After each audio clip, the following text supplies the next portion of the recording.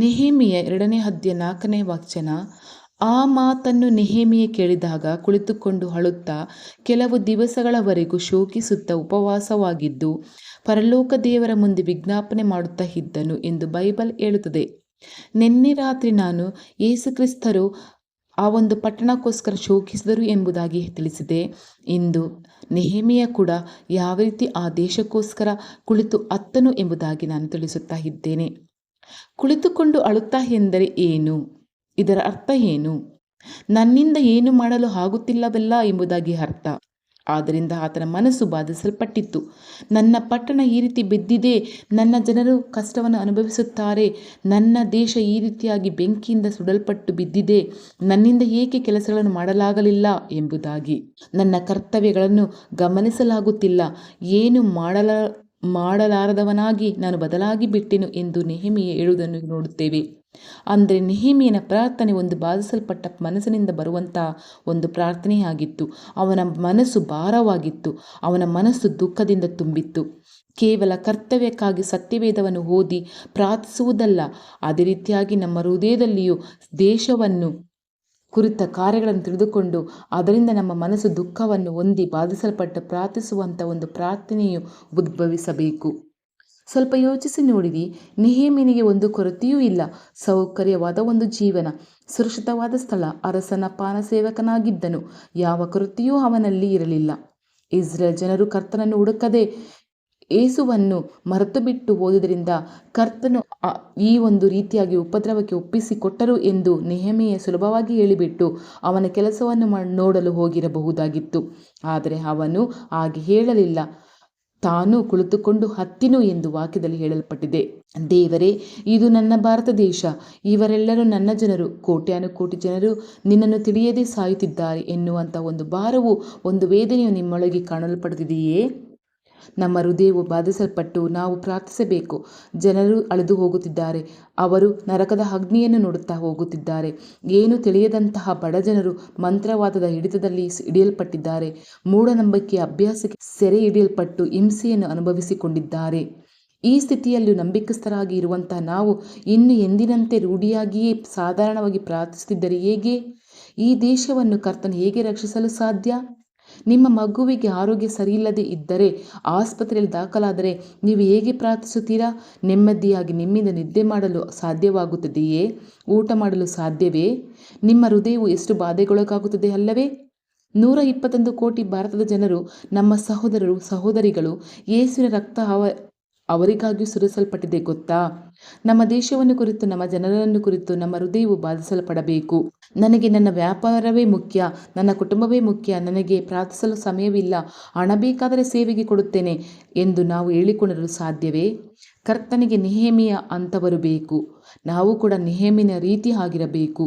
ನೀವು ದೇವ ಸಮೂಹದಲ್ಲಿ ದೇಶಕ್ಕಾಗಿ ಭಾರತದಿಂದ ಹತ್ತು ಪ್ರಾರ್ಥಿಸುವುದು ಉಂಟೆ? ನಾವು ಸ್ವಾರ್ಥರಾಗಿಯೇ ಜೀವಿಸಿದ್ದೇವೆ, ಸ್ವಾರ್ಥವಾಗಿಯೇ ಪ್ರಾರ್ಥಿಸುತ್ತಿದ್ದೇವೆ. ಸೇವೆಯನ್ನು ಮಾಡಿದರೂ ಸಹ ಅದರಲ್ಲಿಯೂ ಸ್ವ ಇಚ್ಛೆಯಿಂದಲೇ ಕಾರ್ಯನಿರ್ವಹಿಸುತ್ತೇವೆ. ಪ್ರಾರ್ಥಿಸಿದರೂ ಅದರಲ್ಲಿ ಸ್ವಾರ್ಥ, ಅದನ್ನು ಬಿಟ್ಟು ನಾವು ಹೊರಗೆ ಬರಬೇಕು. ನೆಹೆಮೀಯನ ಚರಿತ್ರೆಯನ್ನು ಓದಿ ನೋಡುವಾಗ ಕೆಲವು ದಿನಗಳಿಂದ ನಾನು ದುಃಖಿಸಿ ಎಂದು ಬರೆಯಲ್ಪಟ್ಟಿದೆ. ನೆಹೆಮೀಯ 1ನೇ ಅಧ್ಯಾಯ 4ರಲ್ಲಿ ಇದೆ. ನೆಹೆಮೀಯ ಕೆಲವು ಗಂಟೆಗಳ ಕಾಲ ಹತ್ತು ಪ್ರಾರ್ಥಿಸಿಬಿಟ್ಟು ಹಾಗೇ ಹೋಗಲಿಲ್ಲ. ಕೆಲವು ದಿನಗಳಿಂದಲೇ ಆ ದುಃಖವು ಅವರ ಮನಸ್ಸನ್ನು ಬಾಧಿಸಿತ್ತು. ಅವರಿಂದ ಊಟ ಮಾಡಲಾಗಲಿಲ್ಲ, ಉಪವಾಸ ಮಾಡಿ ಪ್ರಾರ್ಥಿಸಿದರು. ನಮ್ಮ ದೇಶದಲ್ಲಿ ಕೋಟಿ ಜನರು ನಾಶವಾಗುತ್ತಿದ್ದಾರೆ. 3 ಸಮಯವೂ ಚೆನ್ನಾಗಿ ತಿಂದು ಬಿಟ್ಟು ಆಯಾಗಿ ಜೀವಿಸುವುದಲ್ಲ ಕ್ರೈಸ್ತ ಜೀವನ. ಅದಕ್ಕಾಗಿ ಕರ್ತನು ನಮ್ಮನ್ನು ಆಹ್ವಾನಿಸಲಿಲ್ಲ. ಕರ್ತನು ನೆಹೆಮೀಯನನ್ನು ಉಪವಾಸ ಮಾಡಲು ಹೇಳಲಿಲ್ಲ. ಆದರೆ ಅವನು ನಿದ್ದೆ ಮಾಡದೆ ಊಟ ಮಾಡದೆ ತನ್ನ ಜನರನ್ನು ನೆನೆಸಿಕೊಂಡು ಅಳುತ್ತಾ ಪ್ರಾರ್ಥಿಸುತ್ತಲೇ ಇದ್ದರು. ನೆಹೆಮೀಯ 2ನೇ ಅಧ್ಯಾಯವನ್ನು ಓದಿ ನೋಡುವಾಗ ನೆಹೆಮೀಯ ರಾಜನಿಗೆ ಮುಂದೆ ನಿಲ್ಲುವಂಥ ಆ ತಿಂಗಳು ಬರೆಯಲ್ಪಟ್ಟಿದೆ.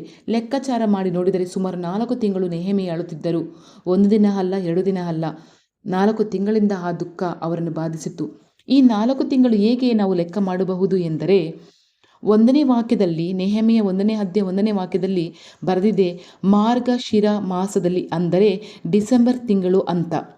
ನೆಹೆಮೀಯ 2ನೇ ಅಧ್ಯಾಯ 1ನೇ ವಚನದಲ್ಲಿ ಬರೆದಿದೆ ಚೈತ್ರ ಮಾಸದಲ್ಲಿ ಅಂತ, ಅಂದರೆ ಏಪ್ರಿಲ್ ತಿಂಗಳು ಎಂಬುದಾಗಿ. ಡಿಸೆಂಬರ್, ಜನವರಿ, ಫೆಬ್ರವರಿ, ಮಾರ್ಚ್, ಏಪ್ರಿಲ್, ಈ ರೀತಿ 4 ತಿಂಗಳು ಅಂತ ಬರೆದಿದೆ. ಮಾರ್ಗಶಿರ ಡಿಸೆಂಬರ್ ತಿಂಗಳು ಎಂಬುದಾಗಿ, ಚೈತ್ರ ಮಾಸ ಏಪ್ರಿಲ್ ತಿಂಗಳದಾಗಿ. ಅದರಿಂದ ನಾವು ಕೌಂಟ್ ಮಾಡಿಕೊಂಡು ಹೋದರೆ ಅಲ್ಲಿ 4 ತಿಂಗಳು ಬರುತ್ತದೆ. ನೆಹೆಮೀಯನೇ, ಏಕೆ ನೀನು ದುಃಖದೊಂದಿಗೆ ಇದ್ದೀಯಾ? ಏಕೆ ಹೀಗೆ ಅಳುತ್ತಲಿರುವೆ? ಏಕೆ ಹೀಗೆ ಊಟ ಮಾಡದೆ ಇದ್ದೀಯೆ ಎಂದು ಅವರ ಅರಸರು ಕೇಳಿರಬಹುದು. ಕೇಳಿದ್ದಾರೆ ಕೂಡ. ನನ್ನ ಜನರು ಕಷ್ಟವನ್ನು ಅನುಭವಿಸುತ್ತಾರೆ. ಉಪವಾಸ ಮಾಡುತ್ತಾ ಬಾಧಿಸಲ್ಪಟ್ಟಂತಹ ಆ ಮನಸ್ಸಿನೊಂದಿಗೆ ಪರಲೋಕದ ದೇವರನ್ನು ದೃಷ್ಟಿಸಿ ನೆಹೆಮೀಯ ಪ್ರಾರ್ಥಿಸಲು ಆರಂಭಿಸಿದರು. ಆ ಪ್ರಾರ್ಥನೆಯೇ ಕರ್ತನ ಹತ್ತಿರದಿಂದ ಅವರಿಗೆ ಉತ್ತರವನ್ನು ತಂದಿತು. ಕರ್ತನಿಂದ ಮೌನವಾಗಿರಲು ಆಗಲಿಲ್ಲ. ಕೂಡಲೇ ಉತ್ತರವನ್ನು ಕೊಟ್ಟರು.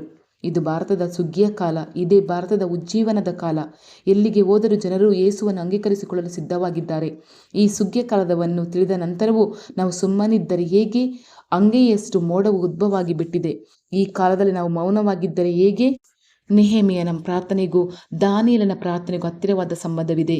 ಈ ಇಬ್ಬರು, ದೇವನೇ, ನಾನು ತಂದೆಯ ಮನೆಯವರು ಪಾಪವನ್ನು ಮಾಡಿಬಿಟ್ಟೆವು, ನಾವು ನಿಮ್ಮನ್ನು ದುಃಖಪಡಿಸಿ ಬಿಟ್ಟೆವು, ನಾವು ನಮ್ಮ ಪಾಪದಿಂದ ನಿಮ್ಮನ್ನು ಸಂಕಟಪಡಿಸಿ ಬಿಟ್ಟೆವು ಎಂದು ಪ್ರಾರ್ಥಿಸುವುದನ್ನು ನಾವು ನೋಡಬಹುದು.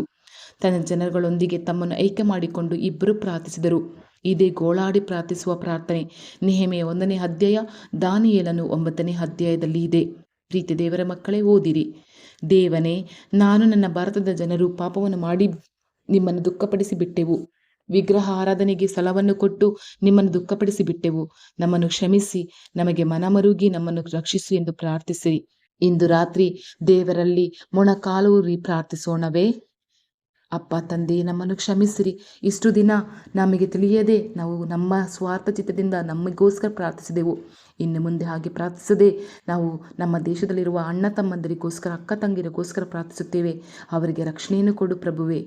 ಯೇಸು ಕ್ರಿಸ್ತ ನಾಮದಲ್ಲಿ amen, amen. Thank you Lord Jesus Christ.